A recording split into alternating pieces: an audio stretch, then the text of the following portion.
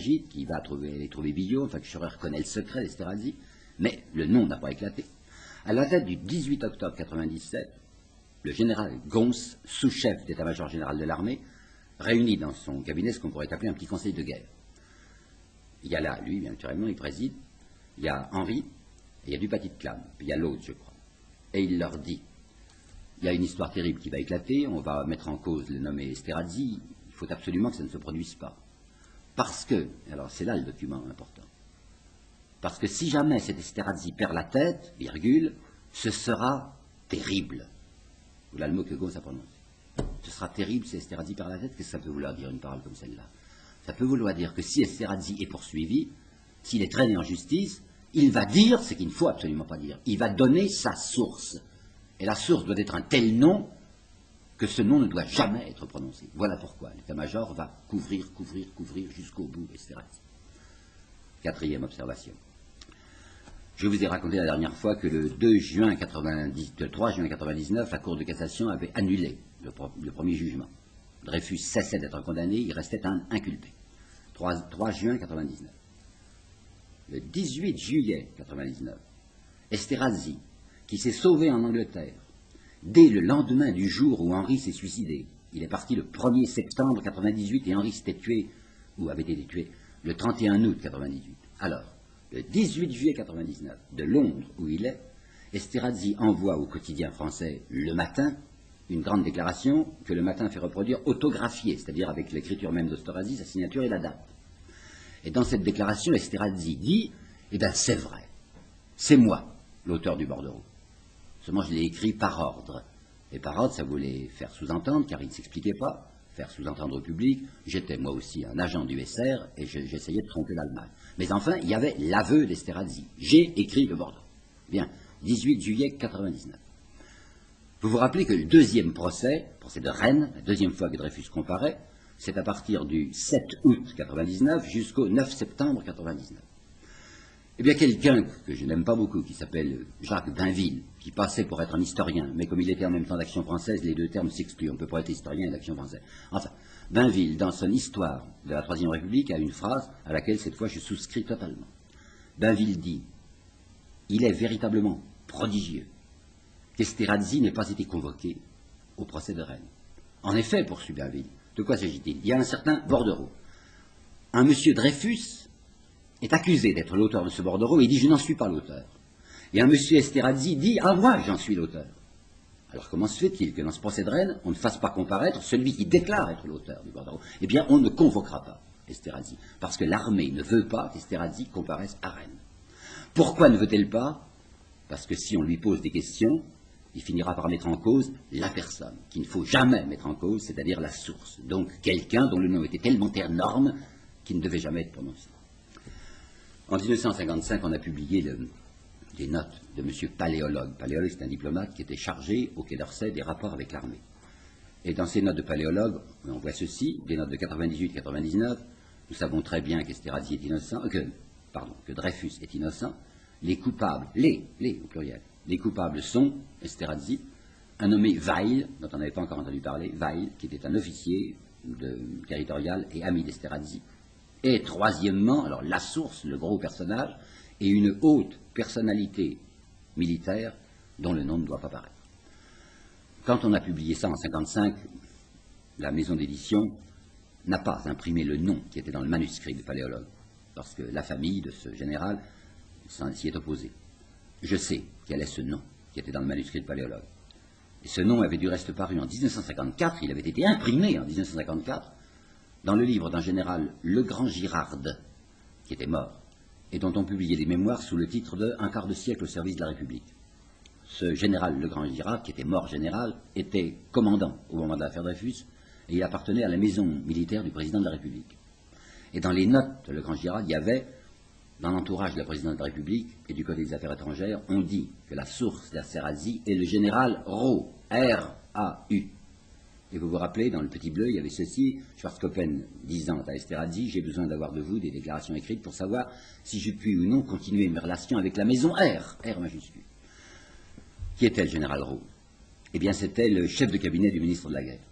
Évidemment très bien placé. Chef de cabinet du ministre de la Guerre, du ministre Mercier, Il était au courant de tous les secrets. Et pendant longtemps, on a murmuré que le général Rau était le vrai coupable. Je ne le crois pas. J'ai des tas de raisons pour ne pas le croire, c'est trop long à vous expliquer, mais enfin, les gens compétents, M. Thomas et d'autres, je m'accorde avec eux, ça ne doit pas être Rau. Alors qui est-ce, puisqu'il y a forcément quelqu'un? On n'a pas assez prêté garde à une déclaration de Picard au moment de la deuxième réunion de la Cour de cassation, enfin lorsqu'il s'est agi en 1904 de savoir si on allait ou non réhabiliter Dreyfus.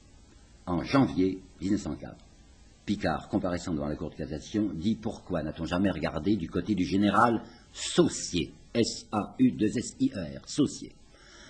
Qui était Saussier? Le vice-président du Conseil supérieur de la défense nationale. Le président du Conseil supérieur, c'est un personnage qui change, c'est le ministre. Il y a un personnage qui ne change pas, c'est le vice-président.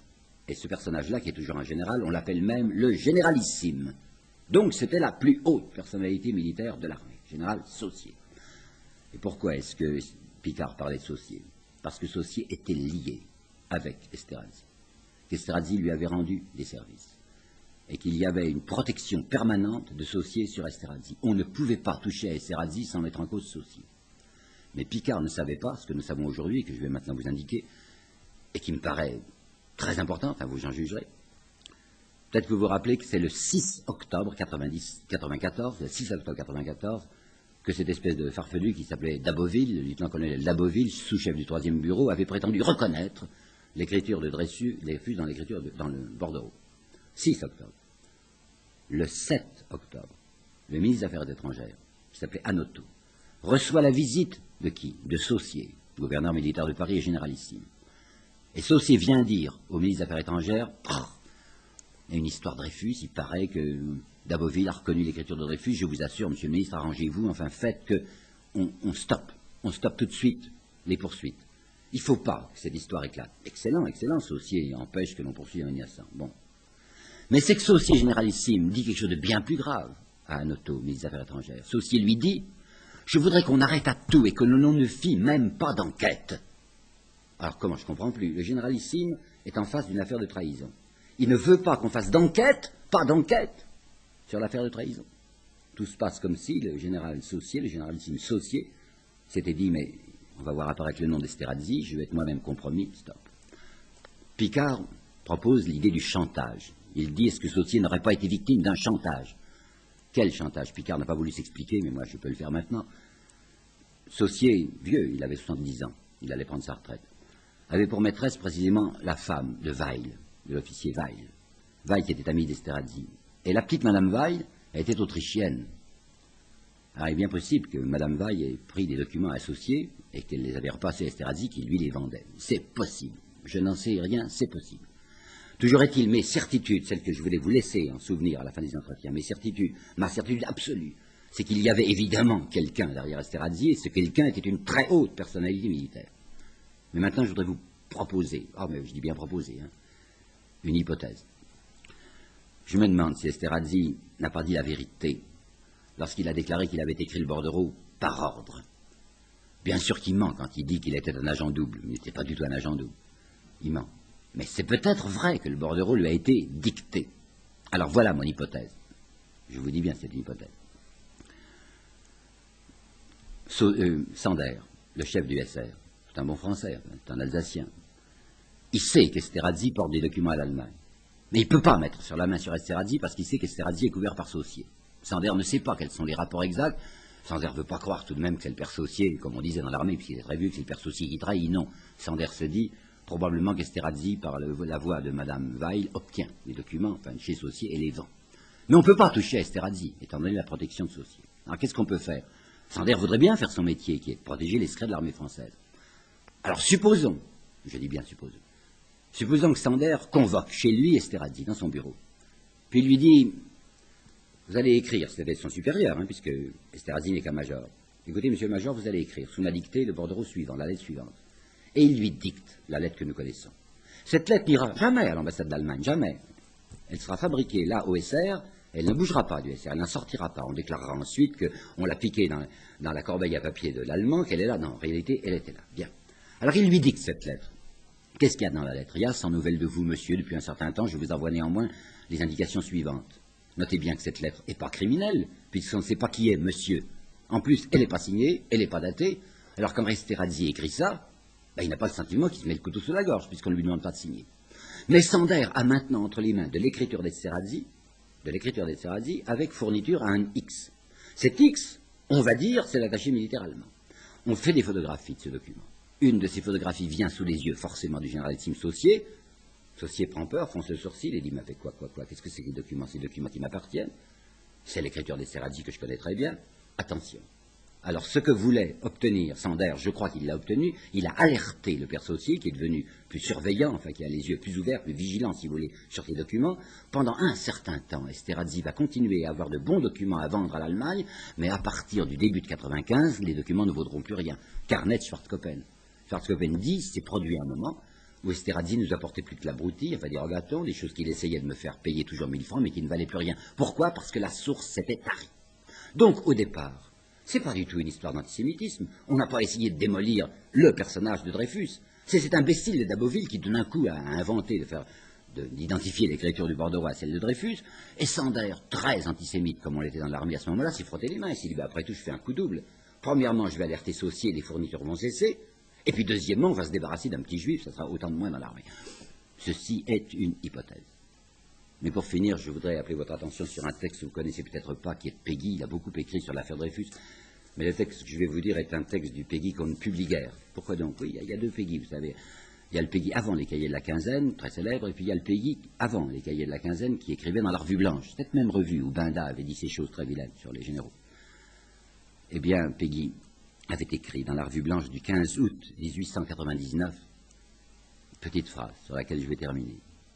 Il s'agissait de cette émotion presque mondiale qui s'était emparée des gens à propos de l'affaire Dreyfus. Vous savez, les Suisses, comme les Français, comme les Belges, se sont passionnés pour cette affaire Dreyfus. Elle débordait le cadre de la France.